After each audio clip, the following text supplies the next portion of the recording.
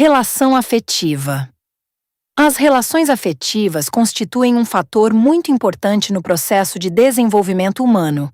É na relação com o outro, por meio desse outro, que o indivíduo poderá delimitar-se como pessoa e manter o processo de valores e comportamentos em permanente construção. Mesmo que você tenha vindo de uma família disfuncional, você terá a chance de começar de novo, mas agora do seu jeito, em parceria com alguém que também pensa como você, seja esta relação afetiva qual for.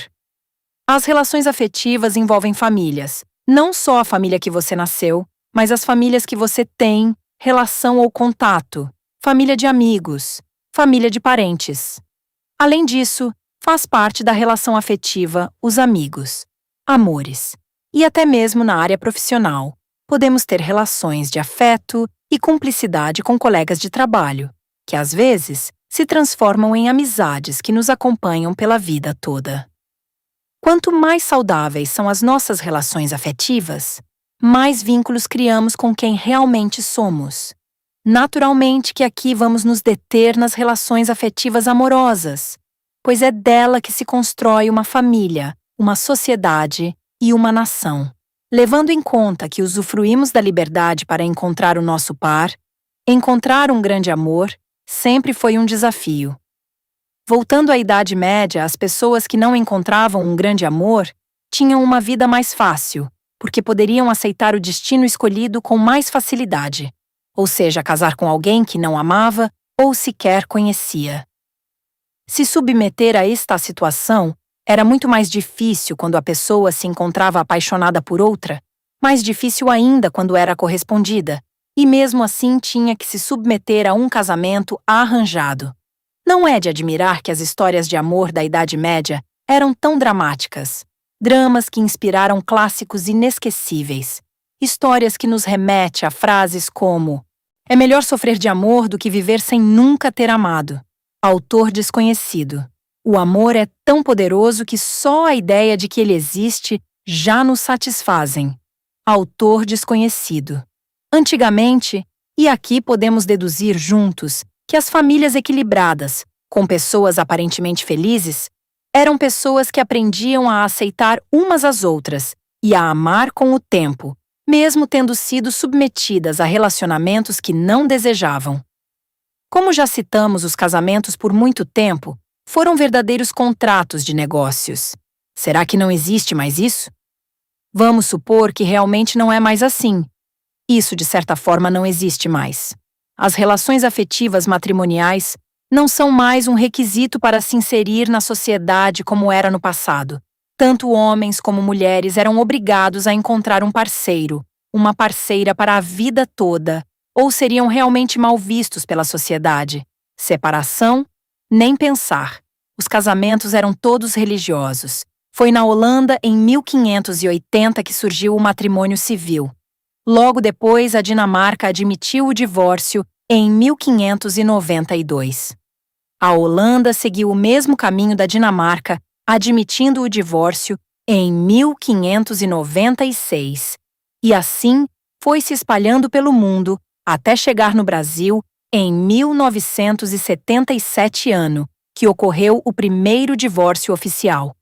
Mas, independente de qualquer época ou situação, os relacionamentos são a base para o nosso desenvolvimento e adaptação no mundo. E a partir deles, podemos construir uma trajetória saudável para a nossa vida.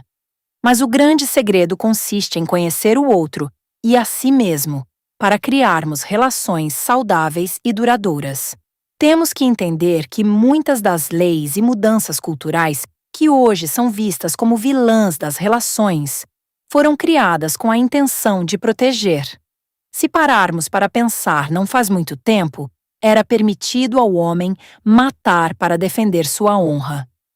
Mas hoje podemos sim construir relacionamentos de amor e respeito mútuo, com base no amor próprio, usando da liberdade que temos de falar honestamente um com o outro e usar o tempo necessário para conhecer os valores e o caráter de cada um. Isso é a garantia de sucesso? Não, mas é uma forma de começar certo.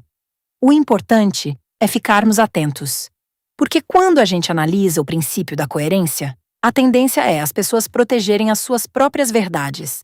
Então, se uma pessoa vive falando que os homens não prestam, não querem compromisso, que buscam relações de uma noite só, ou os homens falam que as mulheres não são mais honestas, não querem relações duradouras, não sabem mais serem mulheres no caráter, no trato e nem na maneira de se comportar. O que vai acontecer? Ambos vão procurar relações que sustentem estes argumentos. E neste caso, nenhum dos dois está preparado para encontrar pessoas que não sustentem os seus argumentos. E aí entramos no círculo vicioso. Se essa mulher encontrar um homem que saiba o que é ter compromisso, que a respeite, que a valoriza, que realmente quer ter uma relação de parceria com ela, ela não vai enxergar esse homem porque ela não está preparada para ele.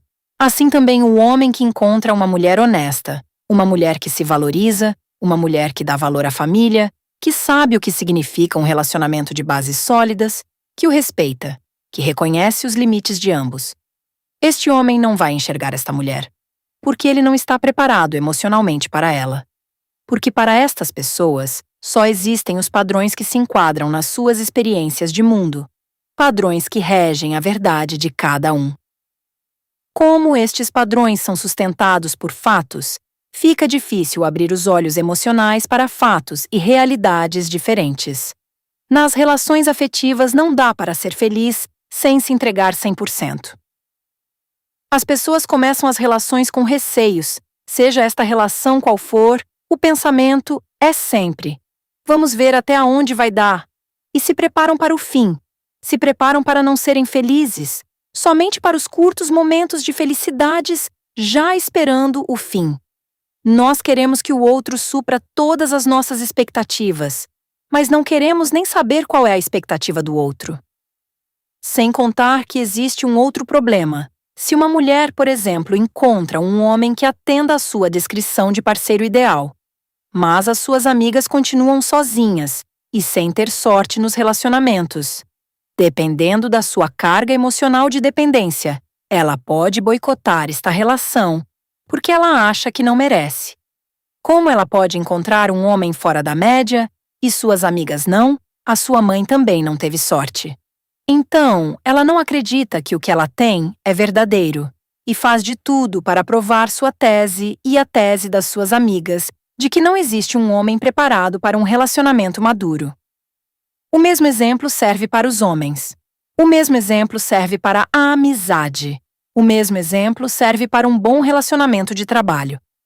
A nossa base educacional de experiência, as relações fracassadas que vivenciamos e os argumentos que as definem faz com que muitas vezes nós mesmos não permitamos que seja diferente. Como que você acha que nasce a autossabotagem? A autossabotagem vem justamente da falta de permissão. Você não se permite algo diferente e melhor do que os outros à sua volta têm ou tiveram. Mas por que você não permite? Porque você acha que não merece, mesmo que tenha um discurso diferente. O seu discurso é um e a sua verdade interior é outra. Sua mente e suas experiências não foram e não são como você gostaria que fosse, mas isso é o que você tem. Então, você não permite que seja diferente, porque se for diferente você não sabe o que fazer. Às vezes, não estamos preparados para sair do padrão de vida que está à nossa volta, mas na nossa natureza humana, nós temos o registro do saudável. E o saudável não é baseado na maioria e nem na média. Uma tese baseada na média da sociedade, ou na sua maioria, é uma tese nada inteligente. Parâmetros saudáveis de comportamento não são tirados da maioria e nem da média da sociedade. Pense nisso e descubra qual é a sua prioridade nos relacionamentos. Avalie a sua experiência e veja o que você realmente quer. Seja você a pessoa que se comporta e age como você gostaria que o outro agisse. Seja você a mudança que você quer ver no mundo. Infinito, até o fim. Para entender por que relações conjugais de anos de duração chegam ao fim, e aqui estamos falando de anos e anos mesmo, tipo 25 anos, 30 anos. Isso não só entre as pessoas comuns, mas também entre pessoas públicas, que eram nosso exemplo de casamento feliz, e de repente, tudo desmorona. O que leva relacionamentos assim depois de passarem por tantas coisas juntas chegarem ao fim? Na verdade, nem os envolvidos vão ter respostas exatas, pois ambos veem a questão sobre a sua própria ótica. Mas, vamos eleger alguns pontos. Perda de desejo. Pouco diálogo. Descompasso no amadurecimento emocional. É o caso de uma das partes estar na relação submisso ou submissa, e ao longo do tempo resolve crescer emocionalmente, o outro não acompanhar esta evolução e a relação morre. Toda relação precisa amadurecer e crescer emocionalmente, mas muitas vezes ocorre um desajuste nos passos do casal. Um segue e o outro fica para trás. E a relação fica insustentável, porque um tem a sensação de estar carregando o outro nas costas, e isso é muito cansativo e difícil de manter por muito tempo. E veja que nas pontuações acima não foi citado a rotina.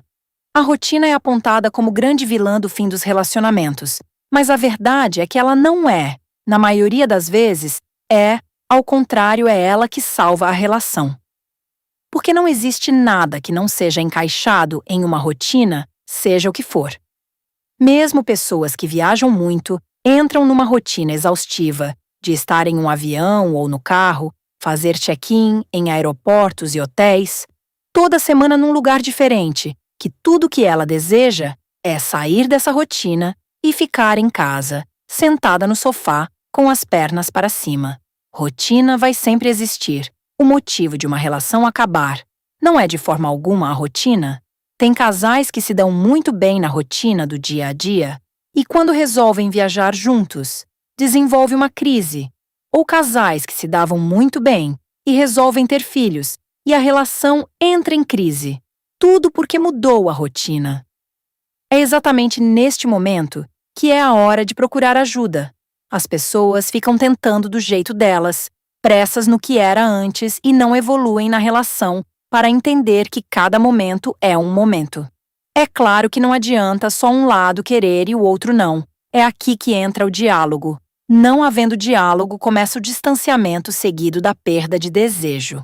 Outra coisa muito importante para observar numa crise de relacionamento a dois é se o problema não é você mesmo, a sua criança ferida do passado que todos nós temos. Então, neste caso, não seria um drama do casal, e sim, questões do passado, a sua criança ferida se manifestando, a sua família, seus traumas que não foram resolvidos, ou está mal resolvido, e aí de repente você descobre que o seu parceiro está super bem, é você que está mal, que a crise que você está transferido para seu parceiro é uma coisa que tem que ser resolvida em você. O contrário também é verdadeiro. Pode ser que o problema não seja nem a relação e nem você, é os fantasmas da criança ferida do seu parceiro, que não está resolvido. E neste caso, é preciso ter consciência, porque ninguém melhor do que vocês para analisar a situação e entender que neste momento a ajuda de um profissional é muito importante, porque só ele vai poder dar um diagnóstico e ajudar a vocês a se ajudarem, pois sem um diagnóstico não é possível dar um próximo passo. Tem uma coisa muito natural nas relações, é que as pessoas buscam a relação ideal por um modelo de transferência, seja pelo o que viveram com os pais, sejam por um exemplo que elas vivenciaram, não importa, cada um tem na sua ótica como uma relação deve funcionar para ser harmoniosa. Isso é natural, pois sem uma referência como é possível saber se as coisas estão indo bem ou não. Este padrão de transferência é na maioria das vezes inconsciente, e quando a gente se apaixona por este padrão que a gente projeta no outro. Alguns elementos da pessoa que cruzou o seu caminho fazem referência ao seu padrão de relacionamento que faz você pensar, é isso que eu procuro. Quando você está, ou vocês estão no estado da paixão, que dura entre 7 meses e 2 anos segundo a psicologia. Neste período, há a diminuição da capacidade racional. Você pode ser alertado de todas as formas que a pessoa que você encontrou não tem nada a ver com você, mas você não acredita. O estado de apaixonado não lhe permite ver nada, além do que você quer ver. É muito importante que a relação passe dessa fase de apaixonado, porque para amar é necessário não estar apaixonado. É preciso sair da fase de mera paixão e desejo e ir para algo que é o amor. O amor que é decisão de escolha consciente. Eu quero amar? Está a pessoa apesar da família que ela tem? Vale a pena viver com esta pessoa, apesar de todos os seus hábitos e manias? É preciso equalizar a questão. A decisão do sim numa relação tem que ser racional e não baseada na fantasia de um padrão de relacionamento que você criou. Isso não garante uma relação sem crises e desencontros de opiniões e pensamentos no dia a dia. É justamente para isso que precisamos do amor. É por isso que a decisão tem que ser racional. Um pensamento muito errado é achar que quando a paixão acaba, o desejo também acaba. Isso não é verdade. O desejo vai ter as suas escalas. Vai vir as obrigações, os compromissos, outras prioridades. O desejo vai aumentar, vai diminuir o que é natural. O importante é não perder a admiração, o querer caminhar juntos, que é fornecido pela escolha consciente e racional de amar. Não podemos ignorar a influência das histórias de amor dos filmes, dos grandes dramas românticos de épocas que influenciaram e continuam influenciando a fantasia dos casais a ponto de desejar ter isso e se frustrar por não encontrar. Você pode ter do seu lado a pessoa legal, ter tudo para ter uma relação saudável, mas ao comparar você não dá valor nenhum para a sua relação. Tudo por causa da comparação com relacionamentos que nem existiram, ou até mesmo com histórias reais. Mas uma coisa temos que entender. Nós temos o hábito de editar nossas vidas, não só agora com as mídias sociais. Foi sempre assim. As fotos que colocamos nas paredes da nossa casa, no escritório e os álbuns de fotos que sempre foram mostrados aos amigos nunca tiveram fotos tipo: essa foi nossa primeira briga. Foi quando tivemos uma grande crise financeira. Não registramos isso. Registramos a festa de casamento, as férias, o nascimento dos filhos, o nascimento dos netos, os encontros felizes com os amigos e etc. Mas a gente sabe que por trás desses momentos felizes tem os momentos de dor, de tristeza e de muitas lutas. Na verdade, temos que entender que nas relações humanas, os tons cinzas são muito mais do que imaginamos. Senão, vamos estar sempre insatisfeitos com coisas que são realmente incríveis na nossa relação, mas não vemos porque estamos ocupados com as comparações.